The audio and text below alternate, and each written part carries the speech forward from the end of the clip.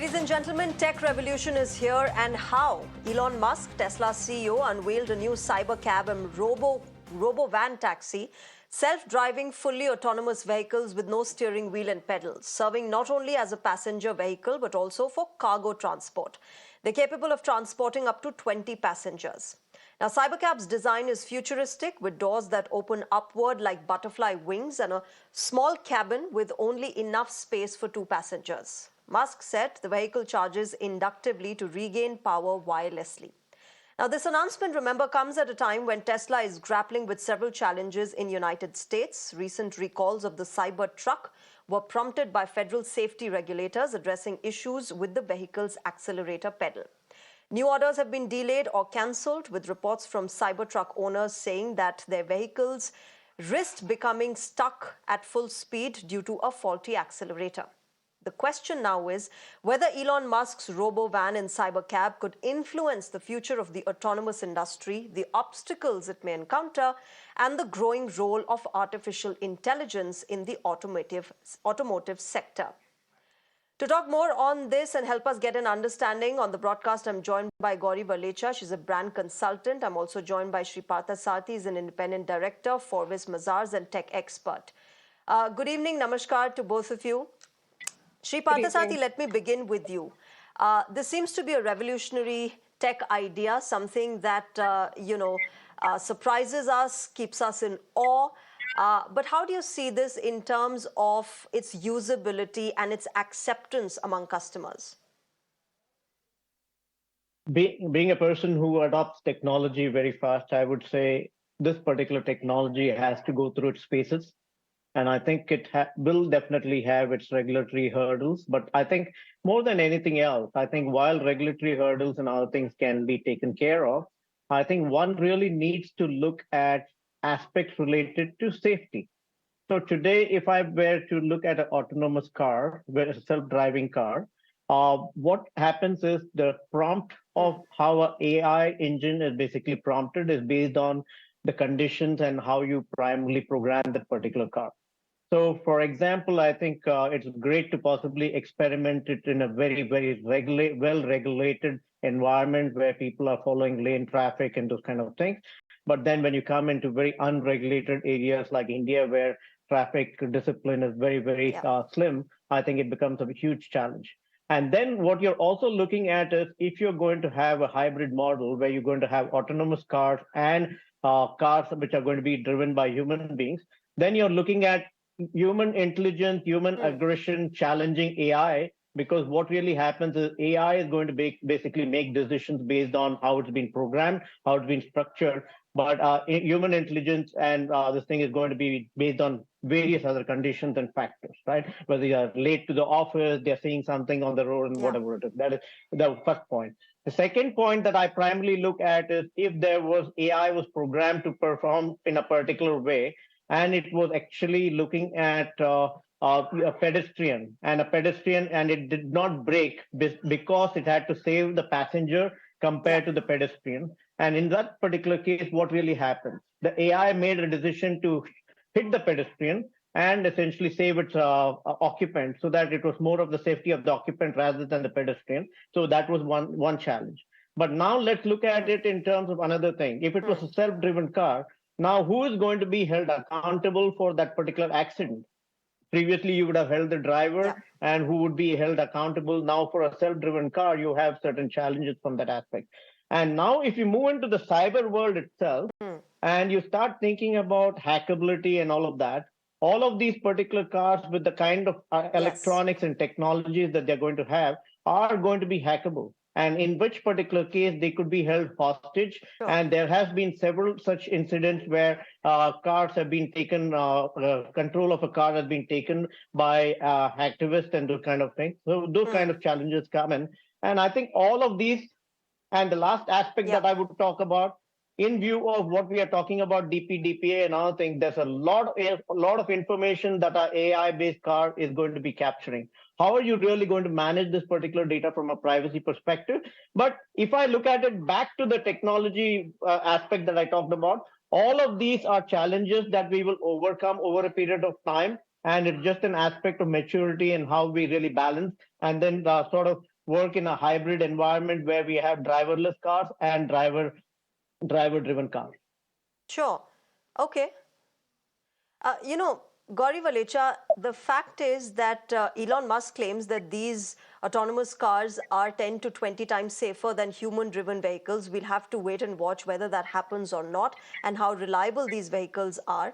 But one of the arguments that's also being given is the fact that Tesla and Elon Musk are focusing on AI driven vehicles now because a lot of their electric vehicles did not seem to have the same kind of acceptance that they expected. And that's why this shift in focus. How do you see this now being accepted by customers? Because we know electric vehicles, not just in the United States, even in India here, we keep talking about how the acceptance is less, there is more resistance, there is less trust on this kind of new tech that is coming in.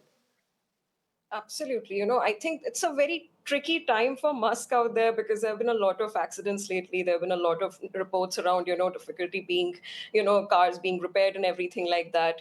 But then again, the point is it all comes down to whether or not consumers feel safe. I think acceptance has a lot to do with consumer experience. If they feel safe going into something that is so new into the market, I think only a few counted competitors right now are dabbling into self-driving, and it's also very new to the market in terms of safety. As Shri rightly said, I mean, it's a huge concern in terms of who is going to be accounted for, in terms of when there are accidents, when there are certain mishaps. So I think, yes, acceptance is going to be a tricky part, especially when it comes to the consumer experience and consumer support. But then again, I think Elon Musk is a brilliant business person like that. And I think he would have certain solutions to it as well. But yeah, as a brand consultant, I'm very, very curious to know how we're going to navigate the whole reputation that the market has captured.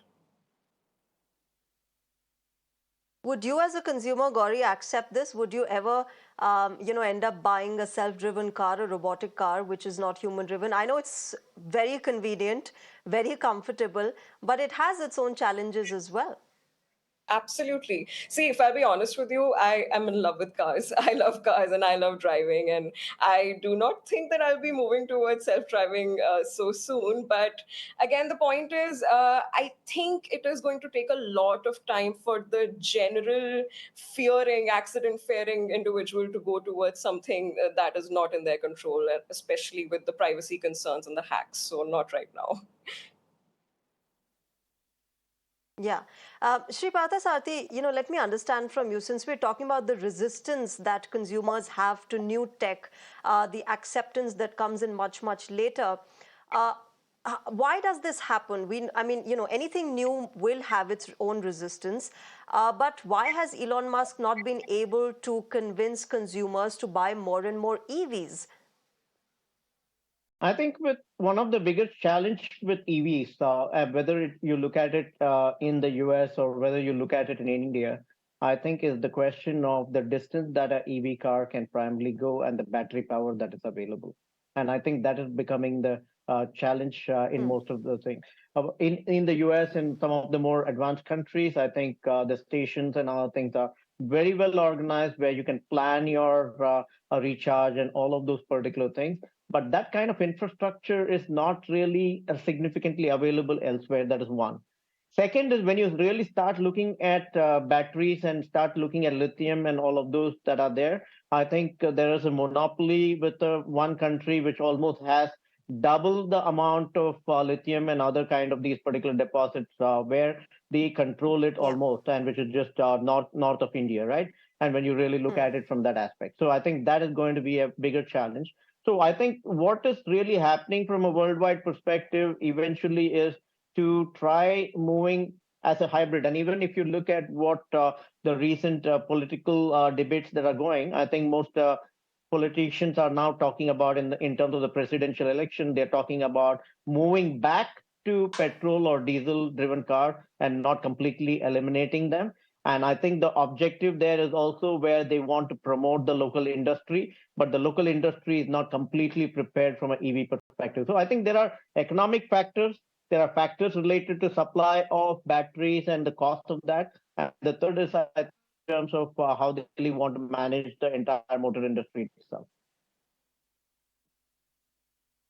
There's also something that you mentioned, Sri Parthasarthy, that about the privacy issues and how this whole tech is hackable as well. And these concerns still remain. You know, I've got my phone here, and I know that as we talk right now, it is listening. It can hear the entire conversation, and it's going to pop up ads, and the entire algorithm will be fixed as per our conversation.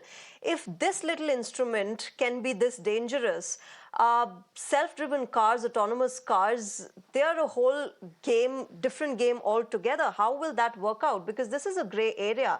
AI and tech is a gray area. The best of experts haven't been able to come up with long-lasting solutions. I think the paradox between security and privacy has constantly been there. I think the challenges are there when it comes to security and privacy. And I think when we look at these particular cars, I myself have performed hacks on several models, right from premium models to the low end, where they are completely hackable. You can basically jam the steering, you can jam the wheels, you can jam a lot of things in terms of the electronics, because there's so much electronics built into some of these modern cars. So I think from a security perspective, there are definitely challenges, and that will continue to evolve over a period of time. Not that the manufacturers are not addressing that. So I don't want people to get paranoid about that these are not being addressed. They are being addressed. But at the same time, I think there are still what I would call as vulnerabilities that keep popping up. That is one. On the privacy side, I think the biggest challenge is when you are looking at an AI driven car. For the car to basically navigate, for the car to primarily look at a lot of things, it is going to capture a significant amount of information, which is essentially in its surroundings. It could be people, it could be things related to the building, it could be any kind of obstacle that is there, and it is capturing a lot of information related to that particular environment. And so the question that is going to be is, how do you take a lot of that particular information that is being processed, and how do you really manage it, anonymize it, so that at some point in time when you are relating to that particular information, it cannot be misused in different ways. For example, self-driven car could become like a moving camera, right? It could become a moving camera, and it can capture a lot of information related to things that are happening in the public domain. And in that particular aspect, if that Yeah. information is then being captured and being monetized even further, or essentially being used maliciously, then that becomes a significant issue as we look at it. Gauri, we all live in an age of tech. We are now living in Industry 4.0 revolution, where AI and tech are part of our daily lives. Every minute of our lives, we are living with tech and digital equipments and platforms. And we know the kind of dangers that are involved, the kind of risks we are putting ourselves to. Yet, we use them, yet we keep on adopting newer and newer tech. In terms of vehicles as well, this perhaps will be true. People will adopt all of these tech vehicles, all of these AI-powered vehicles, because it's new, it's cool, and it's something that will bring in great convenience as well as a new experience. How do you see people's consumption patterns really changing in terms of the kind of digital tech, the kind of AI powered vehicles they would want in their lives? See, first of all, I would just like to say that I think with so much technology around us, our consumer patterns, they are just across the roof. They're through the roof. We are consuming it every single second, at every single moment of our time. And I think it's sort of hazardous because, even as we research the market, we see that we are losing our attention spans. We are completely losing our attention to detail. We are just scrolling through things in looks for dopamine.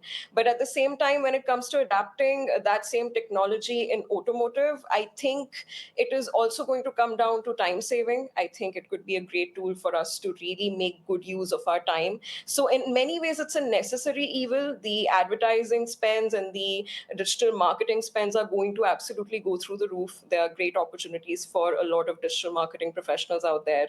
And at the same time, there are great opportunities for hazards and diseases to set interdependent. So, cause and effect, it's a huge world to explore. It's going to have its own pros and cons. And I guess we just have to adapt it and see, and, just see what it brings us. Absolutely. We will have to wait and watch, of course, how this really moves forward, how this entire sector evolves coupled with artificial intelligence. We leave it there. Thank you very much, Gauri Valecha and Shree Parthasarthy, for joining us on Mirror Now and helping us understand the entire context of AI-powered vehicles.